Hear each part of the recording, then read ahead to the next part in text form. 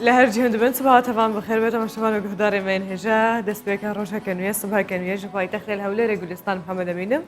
دوباره دم جمر هفته صبح ده بدأ ما فاي تخلي الهولة رتقل أدبم وجا وكنت بينن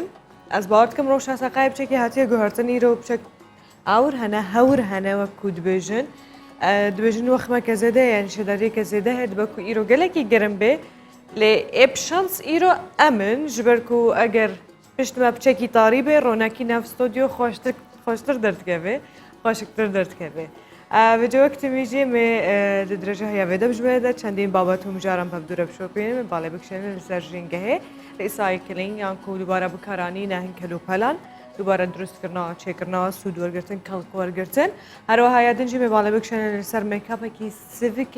هاوینی و بتابعتی جو خانمان جی افجوره هالگرتن فلچه انکو فرچه و توانایی بکارانی نوینه گلکی بباندوره لسرپرست مروف و جامعه و کجی به دوره بشوپینن جبلی کردن و چه کن هم دست پید کن.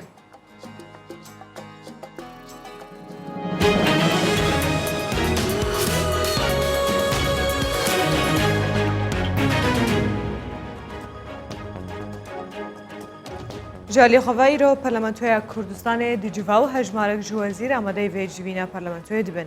همین هاورامی جگری سروک پارلمانتوی کردستان کردستان 24 رگان که رو دمجمری 11 بری نیورو پارلمانتوی کردستان دیجوا و برنامه کار خواب آماده بونه هجمارک جوازیران جیب جیت که رگانجی که اراده که ده هولا پاکستان پارلمانتوی ده و دخوازه که شو پروبلم سیاسی بین نه پارلمانتوی کردستان لی بلد برام برده اراده که گلک بهستر هیا کورنا ده پارلمانتو به پاکستان لالی کیدن دژی فراکسیون کیتیا به پارلمانتوی کردستان در راگهاند که آوی بجداری جوینا ایرویا پارلمانتوی ببین.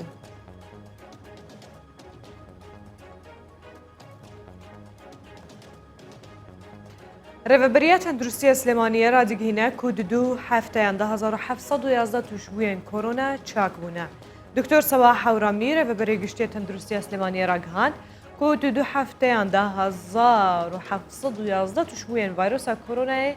چاک بونه کوچه سری وگرتنا را گهانجی کش 15 سه 2020 حتی وکونها 4568 توشبوین کرونا لپارزگاه سلیمانیه چهار سری وگرتنا. جالی خوابجی بردف که وزارت تندرستی سلیمانی را گهاند که حتی نه 500 چاک بوین کرونا پلازمای خوین خواب توشبوین ویروس بخشیان کودانه.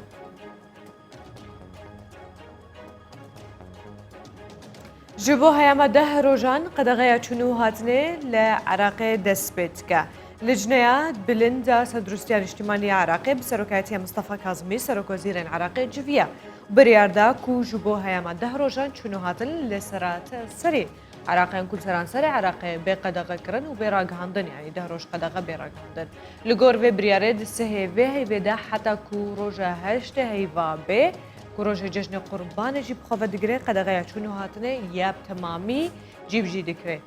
لجنه بلند در تندرستی اجتماعی بریارداجی کلگور مرج و بنگه و نورینگه بزیش کدمن نفکری لگور مرجان و وزارت تندرستی جی ده پیگه خواه الکترونی ده و تشتکی تایبت دینه حتی که راوجی دیگل خلقه بکه به تایبتی دوباره تندرستی ده.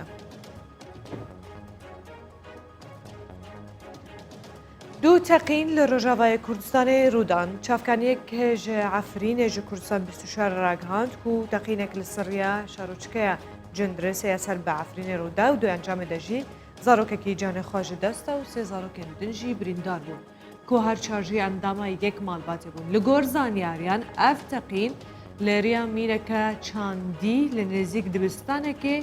هاتی انجام داند همان دمده روانگاه سوری جو با مافی مروان راگهاند كوتاقينك لبريا موتورسكيلكي يكي بومبرشكري لسريا سريكانية رودا دويك دجي هشت كس جيانا خواج دزدا و 19 كس دنجي بريندار بون.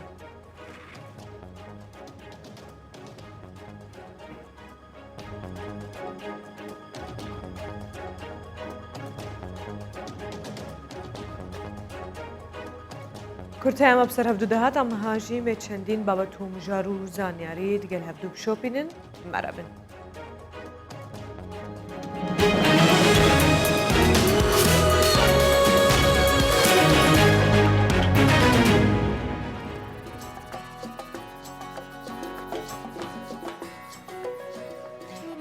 هێڤیەمە خۆرتێن منە جوانن منە گەنجن منە بەجە هەریەکیژمە گەر کارێکی ئەنجام بدێت دخزمەتە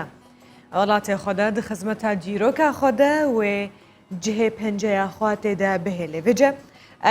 gelek hewl didin biriya nûjenkirina zanyariyan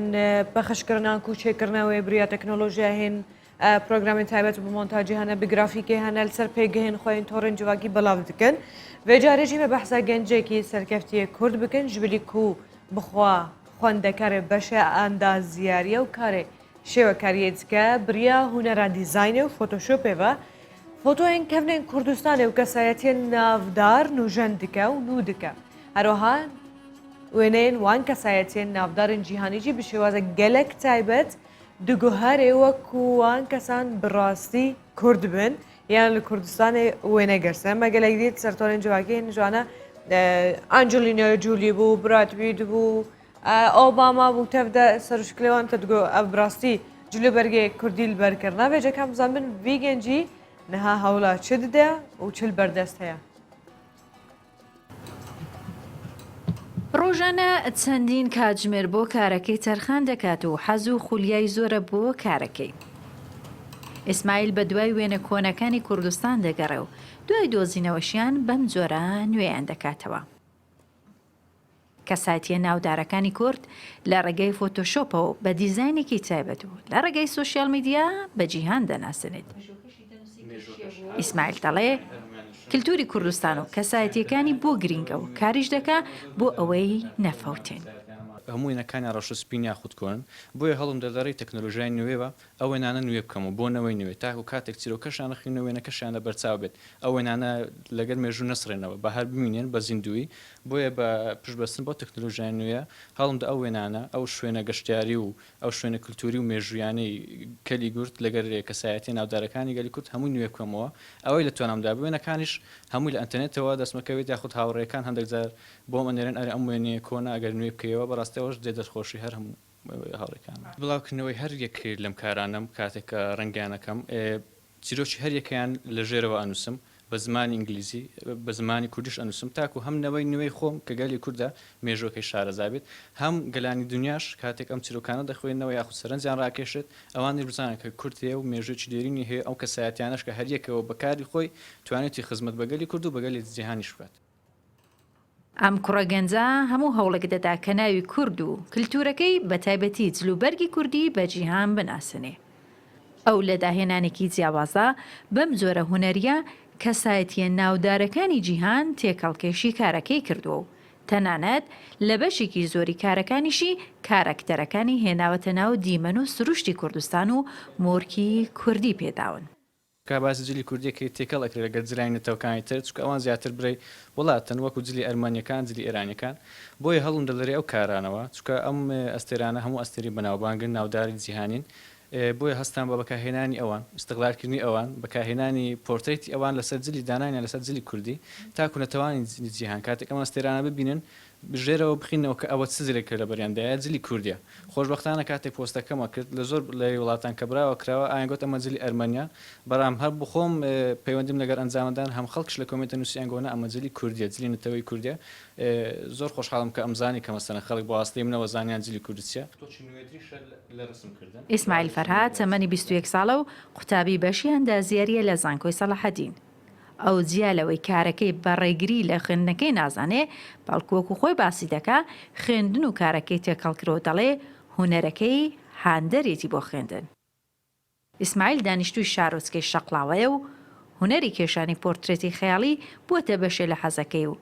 لە داهاتوشدا پلانی تایبەتی هەیە بۆ سەرجەم کارەکانی. هێرۆ مەولودی کوردستان 24 شەقڵاوە.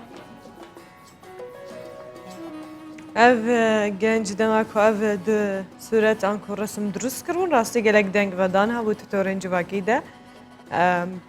karekî balkêş bû bîrokeyek wan ku dîtinek û bû cîbcî kir û deng vedan du pey xwe de anî destî îstabin vê cembên ser em cara xwe ya yekemîn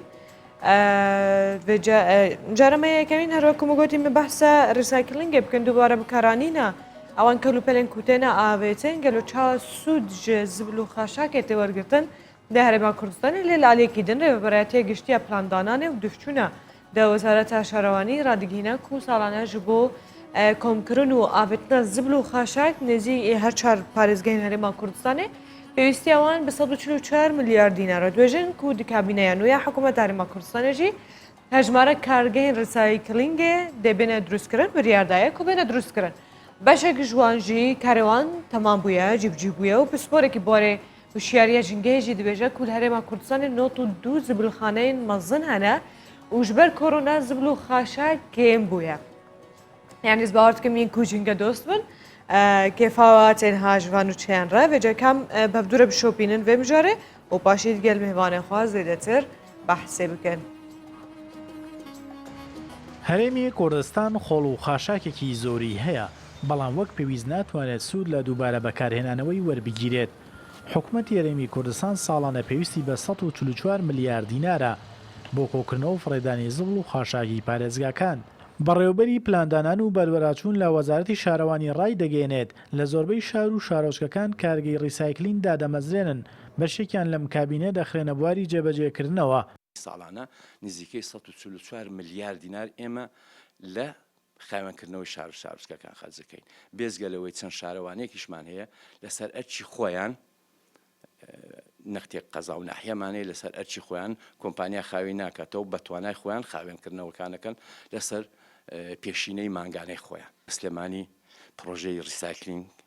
چارەسەرکردنی خۆڵ و خاشاک دامەزرا لە ڕێگای کەرتی تایبەتەوە بە شێوەی وەبەرهێنان ئێستا لە سلێمانی دەستی پێکردووە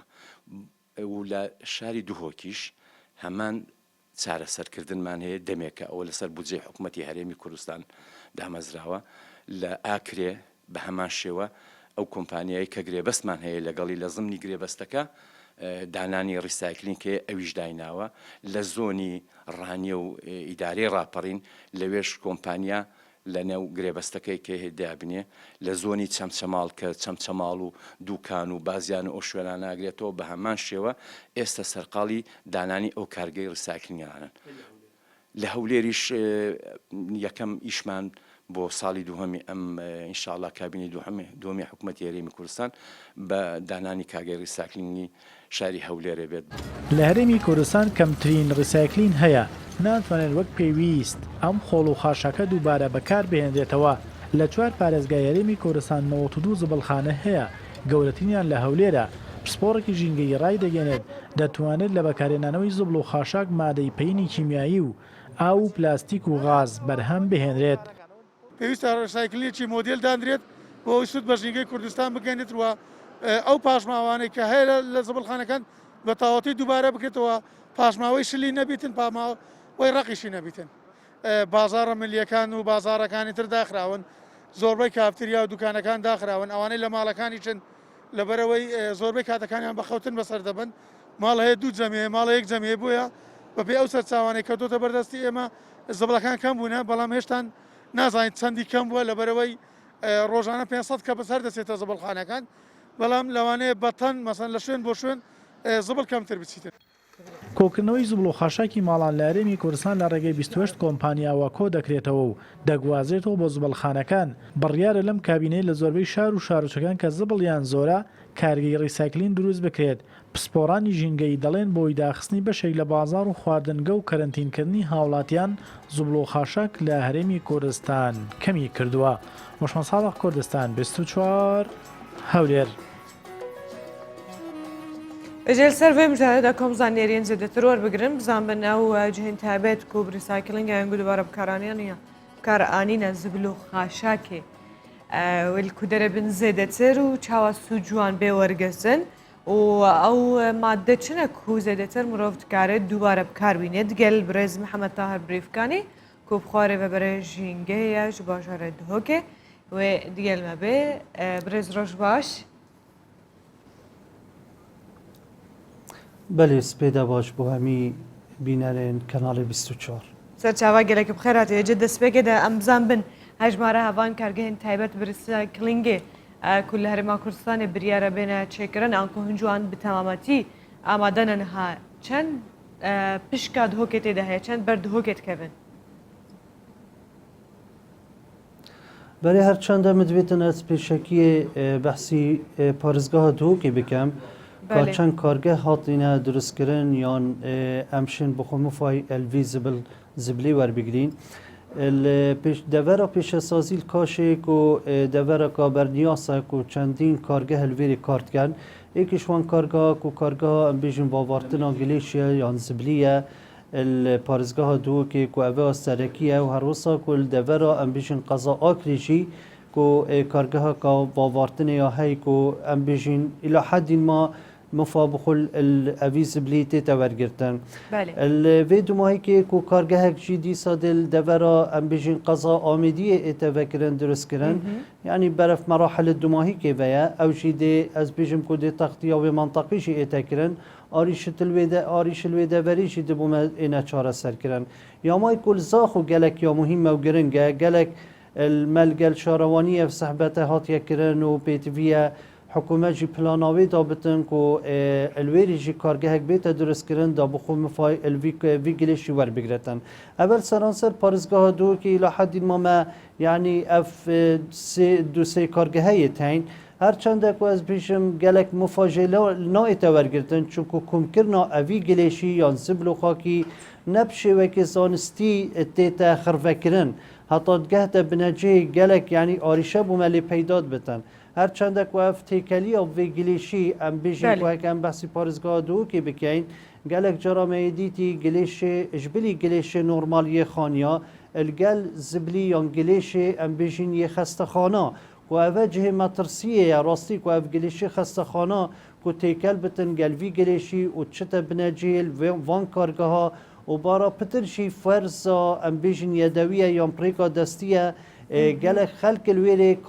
کریکارن تعامل الگلوی گلیشید کن یعنی بتا اگر هندی کو فعلا نخوشی ل پیدا بن شلای اگر ام بحثی ساخلمیا وان کریکارا بکن اول وان کارگاه کارت کن شلای دی وجی کو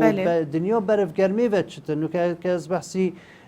کارگاه و وارتنا الگلیشی دورا کاشی بکم نو که روزانه نزدیکی 600 طن حتی 650 طن روزانه چنویره نشین تختیه بکن ایلا سه شفتا کار بکن بجا اوجی بتجهی یعنی آریشه که هرمازن افگلی شخر بتفسریک و اگری ام بیشین مواد کیمیایی یا کرست کیمیایی یا مواد ارگانیک ادویت نافدا بتا اگری هندی که فعلا آگر بر بتا ویگلیشی و آریشه مصر بوملی بیتن لما که از بحثی یعنی دورت از بحثی ولاتت پیشکفتی بکم مفا بخول في قليشي ورد قرن يعني قالك والله يعني من جبني او خال قد ما برز محمد كو حتى هل كردستاني پاشما وانكو خولو خاشاك ناي جدا كرن وجا ريسايكلينگش چريا سوداوي دي چدايا اگر او پروسس زحمت تر بيش كوم کرنا قليشي بله هر چند از بیشم کل من اشارت پیدال همی ولاتا که اف گلیشه بخود یعنی بفالی تیتا ورگرتن و تیتا فروتن با کمپانیت ام بیشن تایبتمن یتین سرداری الگلوی گلیشید کتن بخو مفایلی ورگرتن بعد جه داخلی الحریم کردستان فعلا یا بویا آریشه که هر مازن ام نزانی دی چه و سرداری الگل اوی نوعی زبلی کن یا گلیشی کن الویری گلک و گرنگه قناعت من که ما برنامه هبو بری احتمال 6-7 ساله که بچه کمتر زیده تر که ما المجمعه که وکی مجمعه که زریلاند که کمین مجمع بول پارزگاه دو که آکن جیبون هاد بو درست کرن ما بو مویسه هیوا ما پلانک دانا بو که ام بشین خلقه که فرکینه هنده که گلیش اتمال دا بیتا فرس کرن چون خالتی او ما اوه چند تو بشی مفای بخل وی گلیشی ور بگری الا تو بشیش مصدری کل المال ام دست ببکین که اف گلیشه بیتا فرس کرن فرزکا گلک اب صناهیه گلک اب نیاب زحمته بس ما اراده هبتن ام بشین سروی کار بکین یا دوی روشنبیریت ناف خلقه که دا بیتا بالا بکرن چشلای وکی کانالت اسمانی بتن راگهاندنی بتن سمینار بتن الناف قطبخانه بتن الناف زانکویا دا بتن پیتوی خلقه که ام تیب گهینین وقتی ام دیشین ام دی فرزا گلیشی کن بوچی مرم پیچیه هدف پیچیه دا اوید مال دا خاطینه دا بزانتن بو چی ده فرزا گلیشی کتن اوه گلکا گرنگه یعنی نوال فيري از بيجم وقت همي مواد شنات نافك دا مواد اضوي بتن والقل تشتي حشك بتن وككارتون تيتا فروتن بله. هم بخوي استفاده المواد البلاستيكي كاين دمي اوه همي شنات نافك دا حتى شتا كارجهي والسيارة كبسكري بتن او همي مواد شنات نافك دا مفا بخوليناي تورجتن يعني كارتون بنمونه حتى تجهت بنجي كارتن حالتن يعني بتاقاف حتى ام جهينا بنجي يعني شو مفالينا يتورجتن لو الفيري قالك يا فرا بيتفيت مال دا ام دس بيبكين هاريكت مال خدا ام بشين بخو في جليشي فرسكن ابا خالائي که خالات دوی آریشا هر مازن ابا ما هي کو بارا پتر مواد ديما مواد يان جليشي ما بارا پتر مواد عضوية يان اورجانيكا يان ام اكو بيجن اخفنا شارعي ام بيجن بارا پتر خارنه ام بر خود اینه گلک جارا نانه برنج او یان تشتک رونه آفک بتن یان هر تشتک خارنه بتن لو ما گلک جارا هکه کمپانیا بیتن بر خودت گلیشی ما نشتن بیشتن ادیرابن وی گلیشی بخوم فایلی ورگرم لو ما خلکی ما پیتویه ام فیر کینه هنده اوید موادت ارگانیک تایبت از اگر بحثینانی بکم برنجی بکم بلا نكفتت اختت درسته بجبرز محمد بجن جبر ركارن كورونا و خب او خب هرسنه بجن او كما كوش خولو خاشاگو پاشماو گلیش تن يعني تن كوم کرن حتى رجيكي باش كيم بويا از باورت كم دوان چند ایون در باس بوده جینگه کردستان بتابتی و یا جهان بگشتی بشویه که باش ورگرت بو بین ودانه که باش ورگرت بو چاوم بکربن لسرویریت من بردام بکن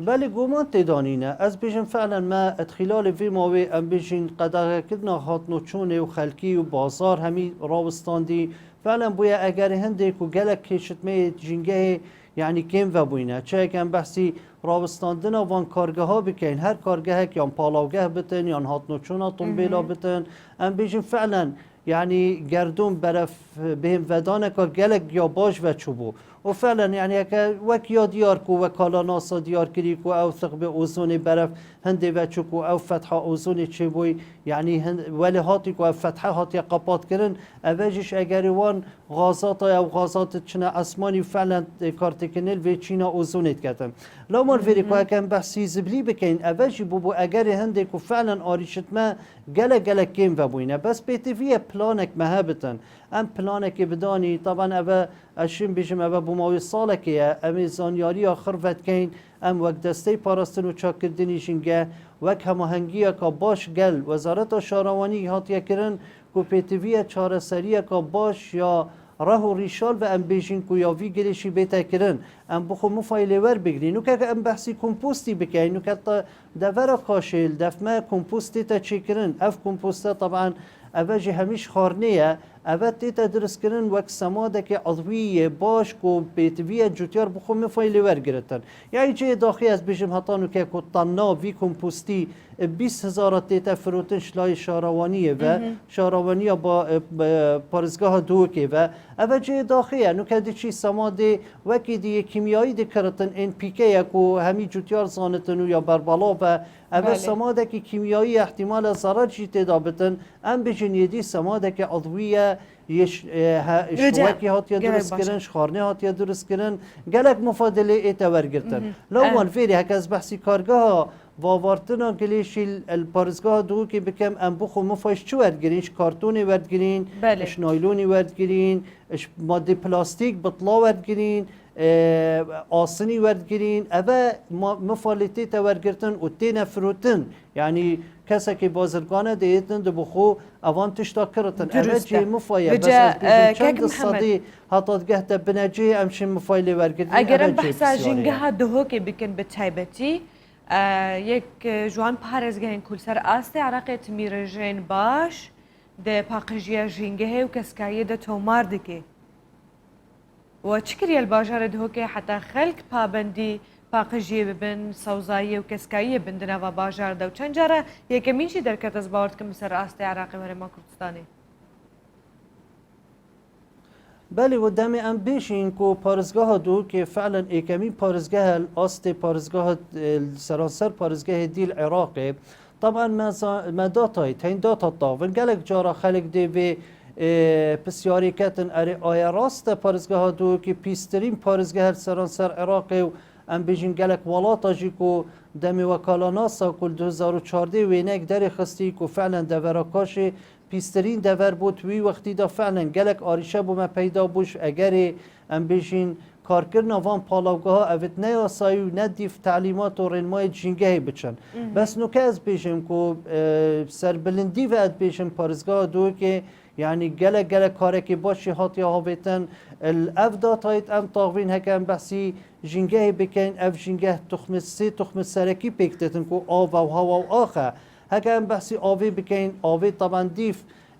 اف ستاندرد جهانی که پیتوی اجده صده تلوثیان پیساتیت ناف آوی دا هکر هبتن فعلا تحسب کنن که اوه آریشه لی پیداد بتن حتی نو کل پارزگاه دو که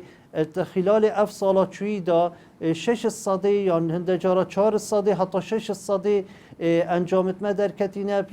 ریشه آوی که پیزبون آوی هنده و پیزبویه هکر بحثی هوای بکن در سرانسر پارزگاه دو که ما چه آریشه نبوینه نسبت هوای بس دورا کاشی تینه بتن که راستی آریشه ترامازم بملوی دوری پیداد بتن بس از بیشم سرانسر پارزگاه دو که وکی دی هوای ما گلک یه پاقجاوی سروشتیه هرچند آریشه بوم پیداد بتم اگر کارکرنا اوان مولیدا و کار اینانا اوی گاز ویلا پیس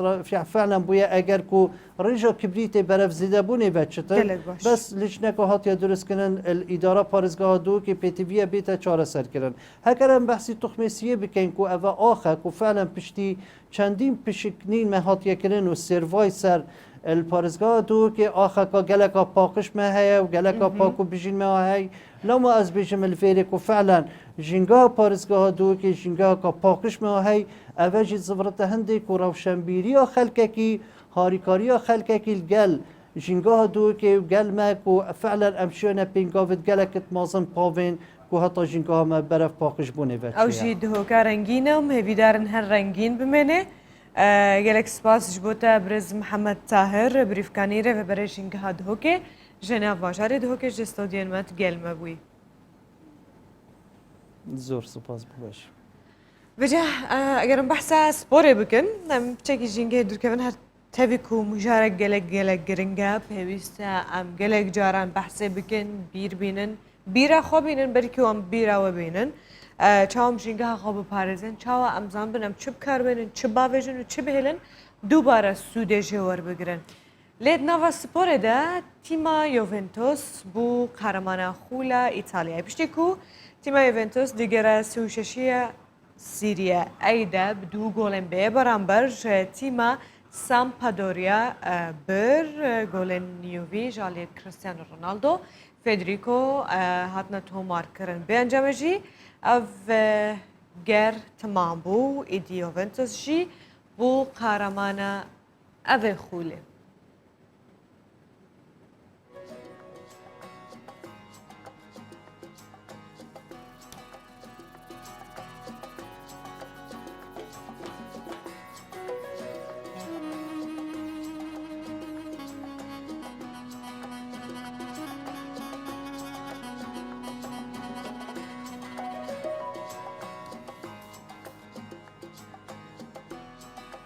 از بعد کم این سال هندرین ریال مدرید و کریستیانو رونالدو بوش خوشی و کنزانی پشتی کوش ریال مدرید درکت و برای خدا جوونتوس یوونتوس پرانیه هوادارن نوینه کلپای هاتون ریال مدرید لپای چونه یوونتوس و جمعبون حیری دنیا برای کریستیانو یان ریال مدرید این سال هر دو جوره بو کیف آویا جم دگل تورا پیامرین خواه افکارن خواه جو باجارو که این کردستانه و زانیاریان واره بگیرن و جاره افکارامن دالیا جناب باجار سليمانية تقال ما بيت داليا بياني باش أوا ساوارة برنجة چيا ولا لايتو سڵاو گوڵستان دیارەوەی لە پشتی منەوە بەشێکی زۆر لە بەرهەمە کوردەواریەکانە ئەگەر هاوکارم بەرهەم بەشێک لەوێنەکان بگوازێتەوە لەم شوێنەی کە من لێم شوێنێکی تایبەتە بە بەرهەمێنانی بەرهەمە کوردەواریەکان کە بەشێکی زۆر لەو کارمەندانی کە لێرن بە خۆشحاڵیەوە خانمانن کە هەلیکا لێرە زۆر بۆ خانمان لە هەمان کاتیشە ئەوەی کە جێی دڵخۆشیە ئەم شوێنە بۆ تا پاڵپشتێکی زۆر باش بۆ بەرهەمی خۆماڵی و بەرهەمی جوتیاران لێرە بەشێکی زۆر لە دانەوێڵەکان هەیە هەروە بەهاراتەکان هەیە هەروە بابەتی شیرەمەنیەکانیش هەیە لەگەڵ ئەوەی چەند خانمێکیش نانی کوردەواری دەکەن من بۆ زانیاری زیاتر لەسەر بەرهەمەکانی ئەم شوێنە خاتو بێریڤانم لەگەڵدایە خاتو بێریڤان ئەم کاتت باش بەیانیت باش ئێوە دیارە لە بەیانیان لە کاژمێر شەشەوە یەنە سەرکار ئەگەر بیتە ئێرە زانیاری زیاترمان پێبە لەسەر بەرهەمەکانتان هاوڵاتیان چەنە پێشوازی لەم بەرهەمە خۆماڵیانە ئاکەن بەخێر بن کاتتان باش وڵا زیاتر بەرهەمە کوردەواریەکان دەبن بەیانات ئێمە لە ساعت شەشەوە دەیکەینەوە شەشی بەیانیەوە هەندێک کات کە مشتری دێین لەبەر تەنانەت چاوەڕێژمان دەکەن ئیتر زیاتر لەسەر بەرهەمە کوردیەکان شت دەبن کوردەواریەکان بەشی شیرەمەنێکە ماست و پەنیر و ئیتر قەیماغوانە هەمووشمان هەندێکیان خۆمان دروستی دەکەین زیاتر کوردین بەرهەمی دانەوێڵۆشتەکەش برینجەکان زۆربیان کوردین تەنان ساوەڕکە خۆمان بەرهەمی دێنین ئیتر بەشەکانی تریش کە بەشی میوەی وشکرا و چەرەسات و ئەوانە لێسا هاوڵاتیان تا ڕادەیەکی زۆر گەڕاونەتەوە بەکارهێنانی بەرهەما خۆماڵیەکان تا چەنە لەگەڵەوەی کەم بەرهەمانە بەکارێنرێت چەند شتی دیکەی تایە کە بۆ بلایانی تەندروستی هاوڵاتیان پشتی پێدەبەستن وڵا زۆر شت هەیە تا هەیە تەنان مێخەکەیە کە دژە ڤایرۆسە زۆر خەڵک دەیبا و تەڵەبیاتی زۆر لەسەر و جاترە هەیە و چای کوتەرات کە بۆ ڕەشاقە بەکاردێ و لەگەڵەوە بۆ زەختیشە و زۆربەی شتەکان کە زیاتر بۆ تەندروستیش بەکاری دێنن لێرە چەند خانم کارەکە زیاتر ئەو کارانەی کە ئەکرێ لێرە وەکو خۆت ئاماژەت پێیا بەشێکی زۆر بەدەستەکانی خۆتان بەرهەمیێنن چەنە ئەو کەسانەی کە لێرن ڕێگەی خانمانەوە کارەکەن و بەرهەمەکان بەرهەم دێنرێ وەک بابەتی شیرەمەنیەکان کە خۆت وتێ ماستە قەیماغا ئەمە هی ناو خۆیە وڵا بەفرەتەکان زۆرن بەس عەدەدەکان نازانم ئەوەندەی کە لێرەش ئیش دەکەین 4 ئافرەتین بەشیشەوە کەشی 2 ئافرەت بەڵێ لە سەعات 3 کراوەیە تا 12 شەو بە ڕۆژیش 6 تا 3 لێرە چەند بەشێکی دیکەیتە کە ئەمانەش هە لەلایەن خۆتانەوە بەرهەم دێنرێ گەر باسی ئەمەمان بۆ بکەی باسی بەشەکان بکەیگەی بە وردی بەڵێ ترخێنە تا چەنە خەڵک گەستەی خوا تایبەتی ترخێنە لە وەرزی زستانە خۆشتە هەیە خەڵک زۆر دەیبا و تەڵەبیاتیشی زۆرتر لەسرە چون شتێکی کوردیە و دۆینەیە و ئیتر شتەکانی تریشە لەگەڵمان بووی بەڵێ گوڵستان دیارە ئەم بەشە تەواو بەرهەمەکانیان خۆماڵیە وەکو ئاماژەشم پێەیە چەند بەشێکی دیکە لێرە هەیە بەرهەمەسپیەکان هەیە هەروە بەشی نانکردن هەیە لێرە کات لەلایەن چەند خانمێکە و چەندین جۆری نان بەرهەم دێنرێت ینی دالیا توشم بەیانە نانی بانی دەخۆی لەوێ وەکو خۆت وەکو هەموو ئەو کارانی ترکە بەیانیان داخل بەرهەم بەڵێ من لەبەر تۆ بەشی شیرەمەنیەکانم پیشان ناوتم با زۆر برسید نەبێت ئەوڵە دەستێتە سابن ڕاحمت بە من کرد بەخوای زۆر سپاس سابکارە من داریە ژە باژهرێ سلێمانیە دگەلمە بووی بەجە سرایە هەفکارە من نەورەسە ژنەوە باژارە هەولێرە ژمەر بەحسە ڕۆژهەوێ بکێ بزان بن چ هەیە چنینە نەورەس بەیانی باش ئەم ڕۆستایلەکە دگۆڕی و تۆزێک چاکت کردووە بەڵام وەکو جارەکەی تر جوان نییە ها بەڕاستێکت پێ بڵێم کەشەوایەکە دەڵێن گەرمە زۆر گەرمە لە دەرێ سەرڕاوی ئەوەی کە هەوریشە ڕاستە بارانێک نەبارێ و قژەت تێک نەدا گوڵستان بەیانی باش گوڵستان بەیانیت باش بەیانی بنێرانی کوردستان 24 باش وەڵاو قژە من بوویتم بابەت و مەوزۆ ئەوە من نامێ بڵم وڵات چێداهێنا ئەمڕۆ هەندێک کێشە لە منە بۆ ئەم جارە بە خەتاکە بخەمە سەر خۆم اوكي وەکو جارەکەی تر خەتاکە نەخەمە سەر برادرانی مەیکە على ئەم اساس جارە أستاذ خەتای من كراتنك. بوو باشە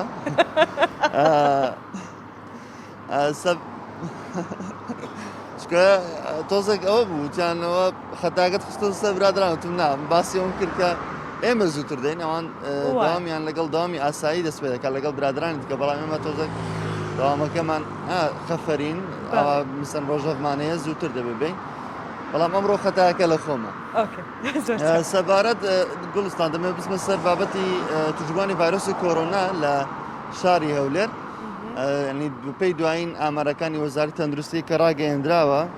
یعنی 907 پشکنین دوێن لە شاری هەولێر دوێنێ ئەنجام دراون لە ماوەی 24 کاتژمێر وەلە هەمە ینی لەم ژمارەیە 74 حاڵەت دەرچووە کە هەڵگری ڤایرۆسی کۆرۆنان یعنی ئەم ژمارەیە گوڵستان لە نێوان 70 بەردەوام تا 100 بەردەوام لە شاری هەولێر ڕۆژانە تۆمار دەکرێت وەلە هەمان کاتدا 65 حاڵەتی چاکبوونەوەمان هەیە یعنی مەشانی ژمارەی باشە نزیکە لەو ژمارەی کە ئەو ڕۆژانەی چەندە توشبوومانەیە ئەتوانین بڵێن هێندەش ژمارەی چاکبووانمان هەیە بەڵام حاڵەتەکانی مردن دوێنێ ئەنێماوی 24 کاتژمێر ڕابردوو بەرز بۆ 8 حاڵەت لە کاتێکدا لە ڕۆژانی ڕابردوودا ینی تا لە 4 حاڵەت 5 حاڵەت بەم شێوەیە و بەڵام ئێستا بەرز بۆتەوە بۆ 8 حاڵەت یعنی ئەمە ئاماری توژبانی ڤایرۆسی کۆرۆنا بوو لە هەمان کات ژمارەی مردووان و ژمارەی چاکبووان بەردەوام لێرە بەڕێوەبەراتی گشتی تەندروستی هەولێر گوڵستان ئەم دەرمانە ڕووسیایی کە ناوینێنراوە ڕووسی خۆی لەسەر ئەرچی خۆی بەخۆڕایی بەسەر نەخۆشەکاندا دابەشی دەکات ئەم بڕێژە نەگەشتە وەزارەتی تەندروستی حکوومەتی هەڵگریستان بەڵام بەڕێوەبەراتی گشتی تەندروستی هەولێر خۆی توانیویەتی بیکرێت بەسەر نەخۆشەکانە دابەشکات سەبارەت بە بەرزبوونەوەی پلەی گەرما ئەم هەفتەیە شەپۆلێکی گەرما بەڕێوە بووە و ئێستا سبەی ڕۆژی سێشەممە بەپێی پێشبینیەکان کە لە کەژناسی وەرگرتووە ڕێژەیەکی ئێزگار بەرز تۆمار دەکرێت کە دەگاتە لە شار دەگاتە 38 پلەی گەرمی لە ڕۆژی سێشەمدا درستە گوتن گۆی گەلێک بلند ببێ پلین گەرمای دناڤە کوردستانی و جیهانێت هەویدە و بتایبەتیژی هەولێرە گەرم بە حەز بکەن گەلێک سپاس ئەفکارە من نەورەس جنا باژارە هەولێرش بۆ زانیاریێنتە سەرێڤێسم هەیە وێژەلالیکی دن لە سیۆلا پایتەختە کۆریە باشوور بنمایشە جلوبەرگ و دەمامکەن ڕەنگا و ڕەنگ بری قەداران و بریسکەدار کوژر دبێژن چالاکیین هوەری تەنە نمایشکردن و دەست پێکردە وێجامێ جوان چالاکیان و ئەف جۆرن کوتێنە پێشکردن دنەوە پیشانگەهەکێدا ji bo ku derbas bikin rewş û doxevan nexweşiya û evna asayîbûna ku heye seranserê cihanê vê ca dixwazim bi vê rengî hîne guhertinê bikin kam bevdûre bînin û paşî bin behsa mijara xwe mekapê bikin. نمایشکاران لە پێشانگایەکی تایبەتدا نمایشیان بەو دەمامکە ڕەنگە و ڕەنگ و ناوازانەوە کرد کە لەگەڵ جلوبەرگەکانیان گونجاند بوویان. لە نمایشێکی جیاوازی فاشیۆندا لە کۆریای باشوور خانمانی نمایشکار چەندین سایلی جوان و سەرنجڕاکێشیان بۆ ئامادەبووان نمایش کرد. دەمامکە جۆرا و جۆر و بە کریستاڵ نەخشێنراوەکان سەرنجی خانمانی زیاتر ڕاکێشا بۆ بەکارهێنانی دەمامک و گونجاندنیان لەگەڵ پۆشاکی بۆنەکان. سەرپەرشتیاری پێشانگای نمایشەکەش ئاماژە بە گونجاندنی کارەکەیان دەکات لەگەڵ دۆخی ڤایرۆسی کۆرۆنا کە گۆڕانکاری بەسەر جیهاندا هێناوە.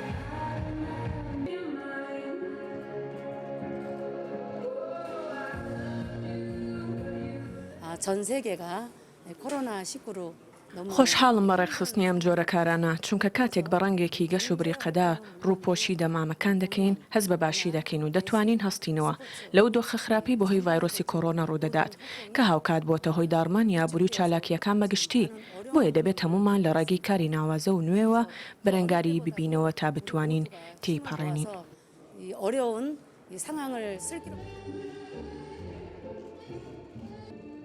دەمامکەکان بوونەتە پێداویستێکی سەرەکی ژیانی زۆرینەی هاوڵاتیان بۆ خۆپارێزی لە ڤایرۆسی کۆرۆنا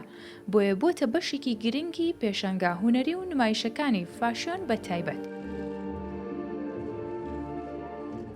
لە کاتی کردنەوەی پێشەنگا گەورەکانی نمایشی جلوبەرگەکان لە پایریس و شەنگەهای بە چەندین جۆر و شێوازی جۆراوجۆر و سەرنجڕاکێش دەمامکەکانیش نیشاندران. ئەگەرچی ئامارەکانی توشبوون بە ڤایرۆسی کۆرۆنا لە هەڵکشاندان، بەڵام لە زۆرینەی وڵاتان هەوڵ درراوە ژیانی ڕۆژانە ئاسایی بێتەوە و کار و چالاکیەکان دەست پێ بکەنەوە بۆ ئەوەی سەرکەون بەسەر ئەو بارودۆخەدا.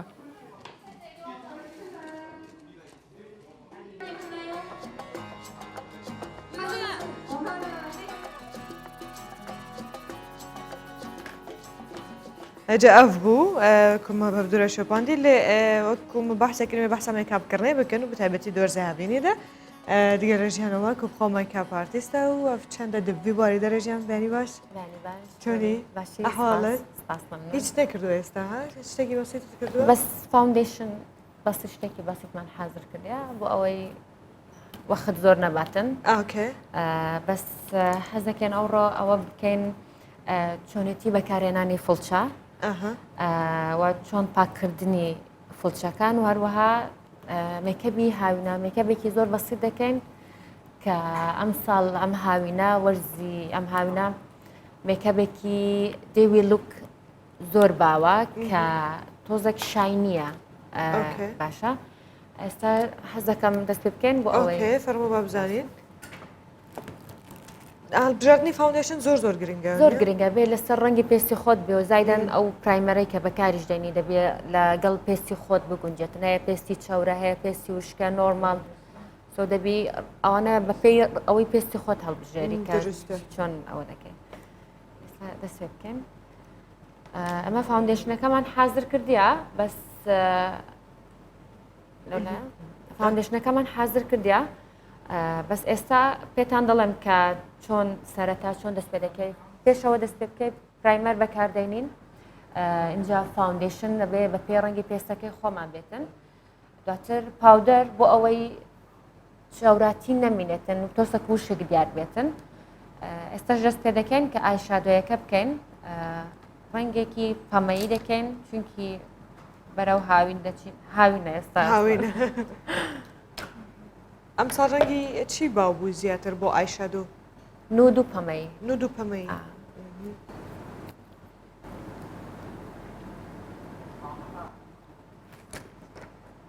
بەکارهێنانی جۆری هەڵگرتنی فڵچەش زۆر گرنگە زۆر گرنگە دامەشکردنی ڕەنگ ئاوا پێش ئەوەی مثلەن هەر ئیشێک و فڵچەی تایبەتی خۆی هەیە ئێمە سەرەتێکە ئایشادۆ دادەنین ئەبێ لەسەرەوە دەست پێ بکەین و فڵچەی خۆی بەکاربین و فڵچەکان ئەبێ نەرم بن یعنی مووی طبیعی بیتن بۆ ئەوەی ئەزیەتی پێستەکان نەداتن درستە سەرەتا ئاوا دەست پێ دەکەین بەپانی دەڕۆی بەپانی ئەوە بۆ ئەوەی هەم شتێکی بەسیط دەردەچێت ئەو جۆرەژیان سپیس ئانکو ئەو مەجالەی کە هەیە بۆ ئایشادۆش زۆر گرنگە بزانی هەتا کوێ بڕوە خۆی ئێستا مەسەرەن بۆ فەیسی من نابێت زۆر بچمە سەرەوە چونکی من ئەو مەسافەی بینی برۆ چاوم کەمە زۆر کەم دەکەم چونکی ئەگەر زۆر بچمە سەرەوە ئۆتێکەڵ دەبیت لەگەڵ بڕۆکە ناشرین دەبێت کاتە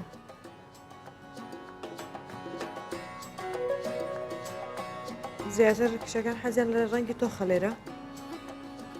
ئێستا زۆربەی پێشتر وا بوو بەڵام ئێستا نە حەزیان لە ڕەنگی کاڵە مەسەلەن زۆر کەس کە دێت دەڵێ من مێکەبێکی کاڵم دەوێت یان پێشتر ئێمە لێرە ئەوەی کە دەهات دایمەن مێکە بڵێت سپین بکە ئێستا ئەوەش ئەلحەمدولە تۆزەکەم ئەوش نەماوە خۆش نەماوە ینی تەسیری سوۆشەڵ میدیا و کەسایەتیەکان هەیە لەسەر بریاردانی خەڵک و زەوق و ئەوانەیان زۆر سەلیقە ینی پێشتر هەر کەسێک بهات با و دەبێت سپین بکەی چاوم ڕەش بکەی بەس ئێستا نە ئەلحەمدوللا ینی ئەوە نەمایە چونکی کە دێتنیش زۆر جار ئەگەر فاوندیشن لە ڕەنگی پێستی خۆت سپیتر بێ ڕەنگی پێستەکە ناشرین دەردەچیت و مێکەبەکە زۆر زەق دەبیتن ئەو کاتە زۆر ناشرین دەبێت کات دەڵێن وەڵە ئیشی مێکاباتستەکە ناشرین بوو دروستە ئەو جێ چۆن جۆری مێکاپی دروست هەڵبژێرین بۆ دەم و چاوی خۆمان بە تایبەتی ڕەنگەکان ئۆریژینال بێ ڕەنگەکان بەپێی حەزە هەر کەسە و حەزی خۆیتی حەز لە چ ڕەنگێک دەکاتن بەڵام جل ڕەنگی جل گرینگە و خەڵک زۆربەی ئێستا لەسەر مۆدل دەڕواتن ینی زیاتر چی باو بێت چی مۆدل بێتن لەسەر ئەوە دەڕواتن مەسەلەن زۆر کەس هەیە دەڵێ ڕسمت نیشاندا دەڵێ ئەو میکە بم دێن نفسی ئەوە دەربچێت زۆر جار مەسەلەن فەیستی من و تو جیایلانی ئەوەی من بۆ خۆمی بیکەم بۆ تۆی نەکەم چونکی فەیسەکان گیان ئەو جەلێرە دەبی مەسەن قەنەعەت بۆ کەسە بینێ کە ئەتو فەیست وان نییە ئۆکێ ڕەنگەکەت وا بۆ دەکەم لەگەڵی شێگر باشە بەستی تۆزە جیاوازە بێت لەبەرێ فەیست زۆر فەرقە لەگەڵ ئەو وەکو ئەو ڕێک دەرناچێتن ئەجە تۆزێک ئەو مشکلەمان هەیە کە میکەبەکە بە ئاخیرە دەدەچێت دەڵێ ئەو بۆ وەکو ڕسمەکە نیە لەبەرەوەی فەیسەکان وەکو یەکن ئەو تۆزە درستە کێشەیە جە خەڵکەکان کە اختیار دەکەن دەڵێن ڕێک وەکو ڕسمێک دەهێنن کە وەکو ئەوە بەس وەکو ئەو ڕێک دەرناچێت تو میکەبەکە بکە هەروەریشی دەگرن حەزم دەکرد کۆمنتێک لەسەر ئەو مژارە بدەم کە ئەویش نە هەموو شتێک لە سوۆشیال میدیا دەبینرێ ڕاستەقینەیە ئەوەی کە دەکرێتن لەوانەیە فۆتۆشەپۆکی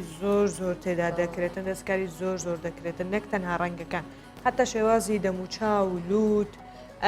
کەمار هەموو شوێنێک دەستکاری دەکرێتن یەوە نییە کە تو لە ڕاستەقینەدا دەیبینی ئۆکێ فۆتۆشۆپێک بکە هەندێکی بکە ئەگەر فۆتۆشۆپت کرد لەسەر هەر ڕسمێک بەس لەسەر ڕنگ بیکەیت لەسەر ڕنگ لەسەر خەڵک ئەگەر کەسێکی بەناوبانگ بیان کەسێکی ینی خەڵک بیناسی دەزانن شێوەی فەیست چۆنە پێویست ناکات من بچم لوتم بچووکەم ڕاستە ئەوە بکەم نابێتم چکە خەڵکەکە دەزانی تۆ چۆنی نۆرمال ئەم میکاپی ڕۆژانە چەند دقەی دەوێت ئەگەر بەسەریعی زۆر بەخێرایی ئەگەر مەسەلەن من بۆ خۆم بیکەم 10 دقە وەخت دەکە بزانم فاوندیشنەکەشت کردەوەشت بە حساب دەکەیت قسەی دەکەین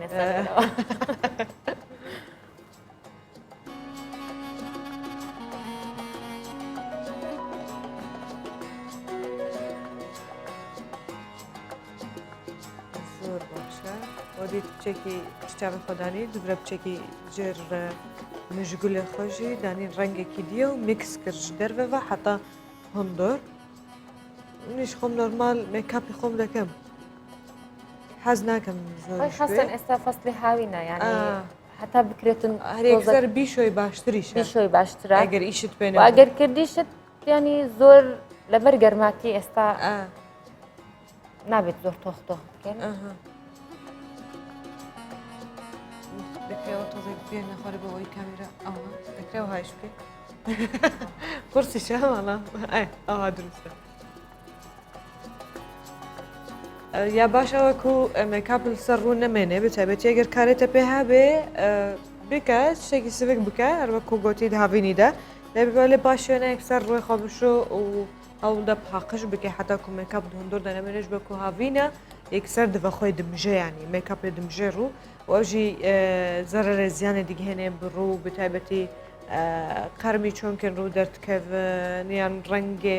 پێست وەک خۆنامینێ تێگوهارتن هەنجاران پێست هەستیاژیت بێ ئەوە زۆر ناسک بۆ ئەوها زۆر ناسک بۆ ئەوها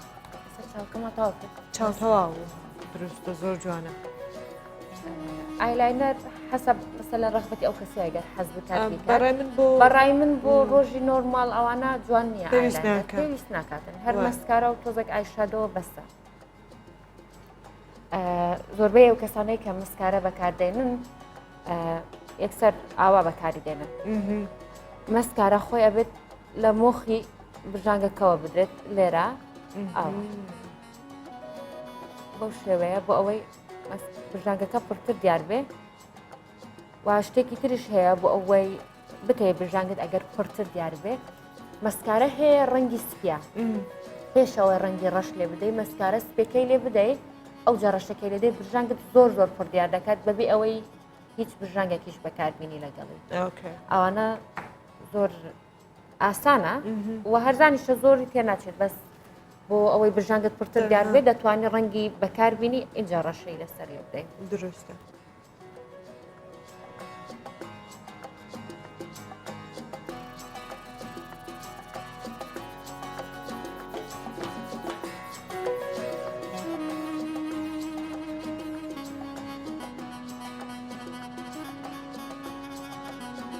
فڵچەت زۆر بەکار نەهێنا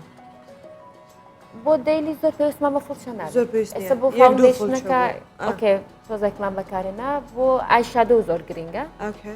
ئەو ئەوانی تر زۆر نییە هەر بڵەشەرە ئەوانەیە سوراوەکە دەتوانانی هەم بە بڵەش فڵچە بەکاربیێنی هەمیش دەتوانانی بە هەر بە سوراوەکە خۆی بیکەیت بەڕای من زۆر ناچڕال ئەوها زۆر جوانە بەڕای منیش سوورا کەنێکی کێنێکی جوان هەندێک جار پێویستە لەوانێ بەس شتێکی لە مادانەی زۆر باشە.